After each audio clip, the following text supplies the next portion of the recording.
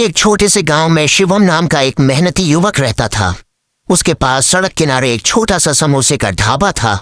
हर रोज वह सुबह 4 बजे उठ जाता, आलू उबालता, मसाले तैयार करता और ताज़ा समोसे बनाता। सूरज निकलने से पहले ही उसकी दुकान से गर्मा गर्म समोसों की खुशबू पूरे इलाके में फैल जाती। गांव के लोग, स्कूल के बच्चे, किसान और मजदूर सभी शिवम के ढाबे पर नाश्ता करने आते थे। शिवम हमेशा मुस्कुराकर ग्राहकों का स्वागत करता और प्यार से कहता, गर्मा गर्म समोसे तैयार हैं। गर्मा गर्म स्वादिष्ट समोसे ले लो, गर्मा गर्म स्वादिष्ट समोसे ले लो। तभी अचानक एक आदमी उसकी दुकान के सामने आकर रुका। शिवम ने ध्यान से देखा तो वह उसका बचपन का दोस्त रमेश था, जिससे उसकी कई सालों से मुलाकात नहीं हुई थी। तभी उसका दोस्त शिवम को बोला, तुम्हारा धंधा कैसे चल रहा है? अच्छा चल रहा है ना? हाँ भाई, भगवान की कृपा से ठीक चल रहा है। रोज सुबह ताजे समोसे बनाता हूँ। गांव के लोग भी पसंद करते हैं और स्कूल के बच्चे भी मेरी दुकान पर आते हैं। मेहनत जरूर करनी पड़ती है, लेकिन ईमानदारी से कमाई हुई रोटी का स्वाद ही अलग होता है। शिवम, तुम यहाँ पर समोसे की दुकान नहीं लगा सकते। इस जगह पर पहले से मेरी समोसे की दुकान है। अगर तुमने अपनी दुकान यहाँ से नहीं हटाई तो तुम्हारे लिए बहुत बुरा होगा। शिवम उसकी बात सुनकर शांत रहा। उसने विनम्रता से कहा, भाई, मैं किसी का नुकसान नहीं करना चाहता। मैं बस अपनी मेहनत से अपने परिवार का पेट पालना चाहता हूं। अगर तुम्हें कोई परेशानी है तो हम बैठकर प्यार से बात कर सकते हैं। धमकी देने से कोई समस्या हल नहीं होती। लेकिन उसका दोस्त गुस्से में बोला, मैंने जो कहा है वही होगा। अगर कल भी तुम्हारी दुकान यहां दिखी तो अंजाम अच्छा नहीं होगा। इतना कहकर वह वहां से चला गया। शिवम चिंता में पड़ गया, लेकिन उसने तय किया कि वह झगड़ा नहीं करेगा और हर हाल में ईमानदारी और शांति का रास्ता ही अपनाएगा। कुछ दिनों बाद शिवम एक दूसरे गांव पहुंचा। उसने अपनी सारी बचत से एक छोटी सी समोसे की दुकान खोल ली। लेकिन गांव के कुछ शरारती लोग उसकी मेहनत देखकर जलने लगे। वे रोज उसकी दुकान पर आकर बिना पैसे दिए समोसे खाने की कोशिश करते। कोई उसकी दुकान के सामने कचरा फेंक देता तो कोई ग्राहकों से कहता, यहाँ के समोसे मत खरीदो। लिया और अब हमें बीमार करने का इरादा है क्या? नहीं राजेश भैया, ये आप कैसी बात कर रहे हैं? सुमित्रा ने सुबह ही मंडी से ताजी टमाटर और मटर ला कर दिया है और अपने ठेले पर सफाई का पूरा ध्यान भी रखता हूँ। तभी गांव के लोग ने शिवम को बोला, शिवम, तू ऐसे चले जा, नहीं तो तेरे साथ क्या क्या हो सकता है तू सोच भी नहीं सकते। गांव वाले ने शिवम को बहुत धमकी दिया, बोला कि यहाँ से चले जा, तेरे को मतलब लास्ट बार वार्निंग दे रहे। ये बोल के वासी लोग चले गए। शिवम सोच में पड़ गया कि आप क्या करूं, मेरे तो किस्मत ही खराब है। जिधर भी काम करो सब लोग मुझे धमकियां या काम करने नहीं दे रहे। शिवम ये सोचते रहते।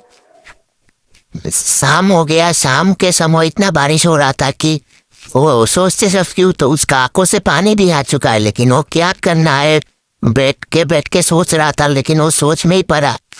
तभी वो जोर जोर से हंस रहा है, जो उसको धमकी देके गया है। वो गाँव वाले उसके ऊपर हंस रहा है। तभी अचानक 2 शहर वाले 2 लोग आए, जो अगले दिन उसके समोसा खा के उसको बहुत बधाई दिया था। तब उसके 2 पत्नी के साथ भी आया था।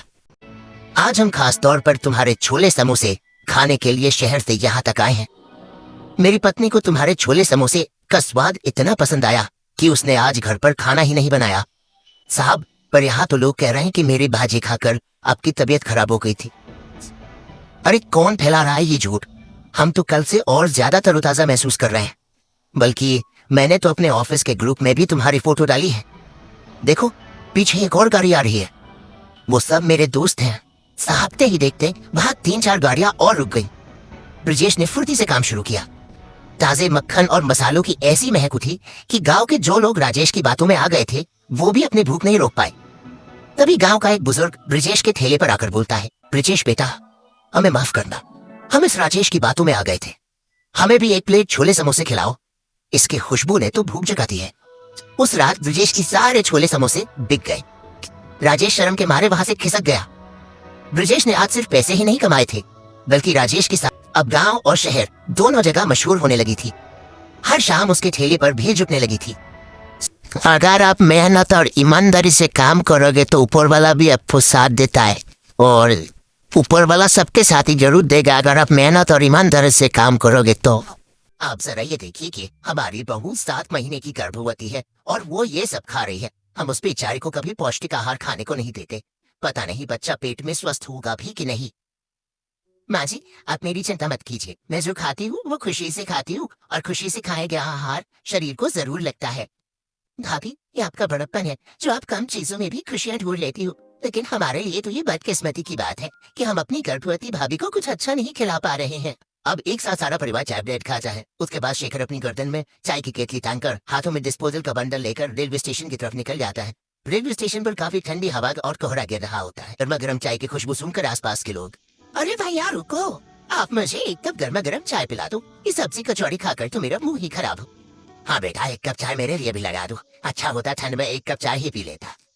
अब सभी ग्राहक सब्जी कचौड़ी के स्टॉल से हटकर शेखर के पास आकर चाय की मांग करने लगते हैं। शेखर भी फटाफट चाय छान कर सभी ग्राहकों को देने लगता है। लेकिन ये बात स्टॉल पर सब्जी कचौड़ी बेचने वाले गौरव को पसंद नहीं आती और ग्राहकों के जाते ही शेखर के साथ गौरव हाथापाई करने लगता है। वो उसके सिर पर डंडे से मारता है और उसके सारे पैसे छीन लेता है। रेलवे स्टेशन पर खड़े यात्री ये सारा तमाशा देख रहे होते हैं।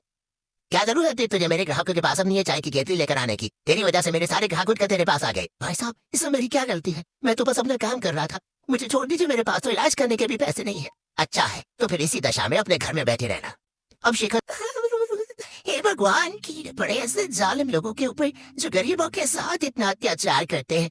भगवान भी ना ऐसे ऐसे जालिम लोगों को देखकर अपनी आंखें बंद कर लेते हैं और अत्याचार सिर्फ गरीबों को और निर्दोष लोगों को ही सहना पड़ता है। अरे बेटा, तूने किसी से मदद क्यों नहीं मांगी? माँ सब वहां पर खड़े होकर तमाशा देख रही थी। मेरे बेटे ने सुबह से कुछ खाया भी नहीं होगा। बहू जाओ, थोड़ा चाय बना लो और तवे पर कुछ ब्रेड सेक देना। सोचा था बेटा 2 पैसा कमा कर लाएगा तो रात को कुछ अच्छा खाने को मिलेगा, लेकिन भगवान ने तो उस पर भी कहर ढा दिया।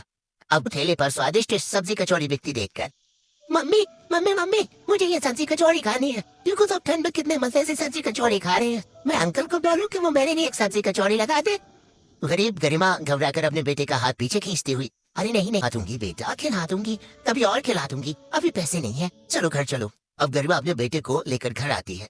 अरे क्या हुआ? मोनू का मुंह क्यों लटका हुआ है भाभी? कुछ नहीं अंतिमा, ये बाजार में बिकती सब्जी कचौड़ी को देखकर सब्जी कचौड़ी खाने की जिद करने लगा था और तुम तो जानती हो मेरे पास पैसे कम थे।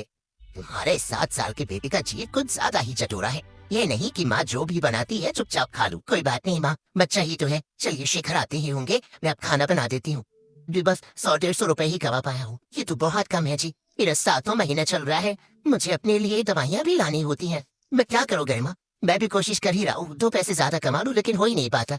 अब गरिमा दाल रोटी बनाकर अपने घर वालों को परोसती है और सारा परिवार बैठकर खाना। जी, हम गरीबों के पास कहाँ इतने पैसे हैं कि हम मैदा खरीद कर लेकर आए। मैंने तो ये कचौड़ियाँ घर में रखे आटे से ही बनाई है और ये अभी नरम है ना, इसलिए आपको खस्ता लग रही है खाने में। कमाल है बहू, तुम्हारे हाथ में तो अन्नपूर्णा का वास है, तभी तो तुम कम चीजों में भी इतना स्वादिष्ट खाना बना लेती हो। वैसे गरिमा, तुम्हें पता है जिससे मेरी लड़ाई हुई थी वो अभी रेलवे स्टेशन पर सब्जी कचौड़ी बेचता है, लेकिन उसकी सब्जी कचौड़ी बिल्कुल भी स्वादिष्ट नहीं होती। ग्राहक वो बासी सब्जी कचौड़ी मन मार कर खाते हैं। अरे पापा, ये तो बहुत गलत बात है। पेट भरने के लिए इंसान को गंदी चीज नहीं खानी चाहिए। मम्मी, आप जाकर रेलवे स्टेशन पर अच्छे तरीके से सब्जी कचौड़ी बनाकर बेचिए ताकि लोगों को साधने की गंदी कचौड़ियाँ ना खानी पड़े। इससे हमें भी कुछ पैसे मिल जाएंगे और लोग भी स्वस्थ रहेंगे। के बाद गरिमा मैदे की छोटी छोटी लोई काटकर उसमें आलू का मसाला भरकर तेल में गर्मा गर्म कचौड़ियाँ तलने लगती है। तभी खुशबू को सूंघते हुए महेश और शेखर वहां आ जाते हैं। अरे गरिमा, तुम्हारी सब्जी कचौड़ी में से तो बहुत अच्छी खुशबू आ रही है। देखना, हमारी बहू की सब्जी कचौड़ी रेलवे स्टेशन पर बहुत बिकेगी। जी मैडम, आपकी सब्जी कचौड़ी। अब सुनीता का बेटा जैसी वो सब्जी कचौड़ी खाता है वो उसे मुंह से उगलने लगता है। जी मम्मी, ये सब्जी कचौड़ी तो ठंडी है। अरे ये क्या भैया, आपने ठंड में ठंडी सब्जी कचौड़ी दी है मेरे बेटे को? जाओ, मैं इसके पैसे नहीं दूंगी। गलती हो गई, मैं हाथ जोड़कर माफी मांगता हूँ। दरअसल ये सब्जी कचौड़ी मैं घर से ही बनाकर लेकर आया हूँ और मेरा घर बहुत दूर है। लगता है ठंड की वजह से ये सब्जी कचौड़ी रास्ते में ही ठंडी हो गई। अब शेखर की ठंडी सब्जी कचौड़ी कोई नहीं खरीदता और वो निराश होकर घर आ जाता है। घर के सदस्य इस आस में बैठे होते हैं कि शेखर ने बहुत पैसे कमाए होंगे। अजी आ गए आप। अच्छा ये बताओ, लोगों को मेरी सब्जी कचौड़ी कैसी लगी? उन्हें पसंद तो आया ना? जी अभी देता हूँ। हाँ, मेरे लिए भी सब्जी कचौड़ी और एक कप गर्मा गर्म चाय लगा दो। अब खुशी खुशी गरिमा सबको सब्जी कचौड़ी परोसती है, वहीं उसका पति शेखर गर्मा गर्म चाय छानकर ग्राहक के हाथ में देता है। अब शाम तक गरिमा की अच्छी कमाई हो जाती है, वहीं दूसरी सब्जी कचौड़ी के स्टॉल वाले पूरे दिन मक्खी मारते रह जाते हैं। पता नहीं आज कोई ग्राहक आया क्यों नहीं, सारी सब्जी कचौड़ी ऐसी की ऐसी धरी रह। दूसरे दुकानदार जबरन गरिमा के चूल्हे और बर्तन को उठाकर फेंकते हुए, अरे बंद करो अपनी ये सब्जी कचौड़ी की दुकान को। जब से तुम आई हो तब से हम लोगों का तो धंधा ही चौपट हो गया है। अरे अरे रुक जाइए, हमने आपका क्या बिगाड़ा है? हम जो कर रहे हैं अपनी मेहनत से कर रहे हैं। अरे तू तो पहले भी मुझसे पिता था ना, लगता है मार का असर खत्म हो गया है, तभी तू दोबारा हमारे स्टॉल के पास आकर अपने स्टॉल लगाकर बैठा है। नहीं जी, आप तो प्लेटफॉर्म नंबर 5 पर हो और हम 1 पर, मैं तो बहुत दूर हूँ। अब दूसरे स्टॉल के मालिक शेखर के साथ हाथापाई पर उतर आते हैं। अरे छोड़ दीजिए मेरे पति को, आप लोगों को शर्म नहीं आती? एक गरीब औरत जो गर्भवती होकर दिन रात मेहनत करके अपना घर चला रही है, आपको मेरी मदद करनी चाहिए। तो अब इसके बाद क्या हुआ वो देखने के लिए आप इस वीडियो को लाइक और सब्सक्राइब करके जाना और एक कमेंट करके जाना, और इसका सेकंड पार्ट भी जरूर आएगा।